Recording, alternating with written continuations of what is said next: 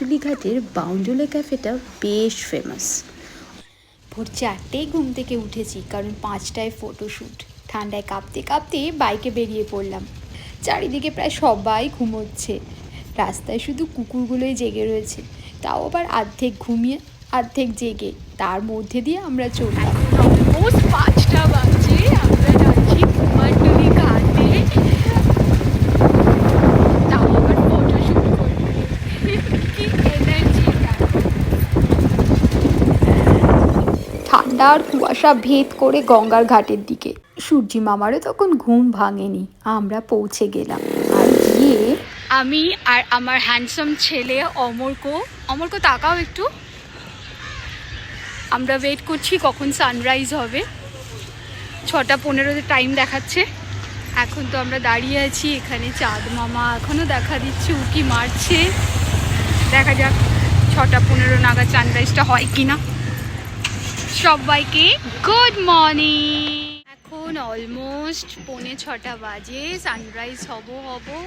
Sunrise তো হলোই না, ওইদিকে সবাই স্নান করছে। আর আমরা অপেক্ষা করছি সূর্যি মামার। যদিও এর ফাঁকে কয়েকটা ফটো ভিডিও তোলা হয়ে গেছে, তবে সূর্য ওঠার পরে সেই আলোতে ফটো তোলার মজাই আর সুন্দর লাগছে চাঁদটাকে।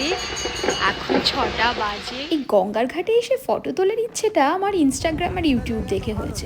প্রতি একটা দুটো রিলের পরেই দেখি সবাই গঙ্গার ঘাটে এসে কি সুন্দর সুন্দর পোজ দিয়ে ফটো তুলছে। আর আমি যখন নর্থ কলকাতাতেই থাকি, সুযোগ থাকতে কেন মিস করব।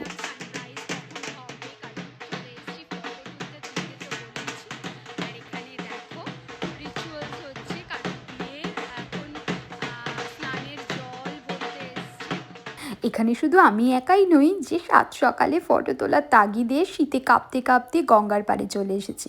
দেখো, এখানে নতুন বড় একটা চলে এসেছে তার বাড়ির রিচুয়ালস করতে গঙ্গার পাড়ে কাঁপতে কাঁপতে। আমার হ্যান্ডসাম ফটোগ্রাফার আজকের। শঙ্খ বাজতে আসো।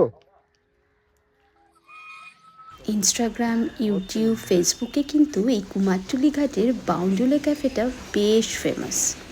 অনেক দিন ধরেই ইচ্ছে ছিল এখানে গিয়ে কিছু ফটোজ আর ভিডিও। এটাই বাউন্ডুলে ক্যাফে। শেষ পর্যন্ত ওই ফটো আর ভিডিও তোলার মনের ইচ্ছেটা আমার পূর্ণ হলো। আর সেটা পূর্ণ করলো আমার জায়ের ছেলে অমরকো, মানে যাকে আমরা গদাই বলি।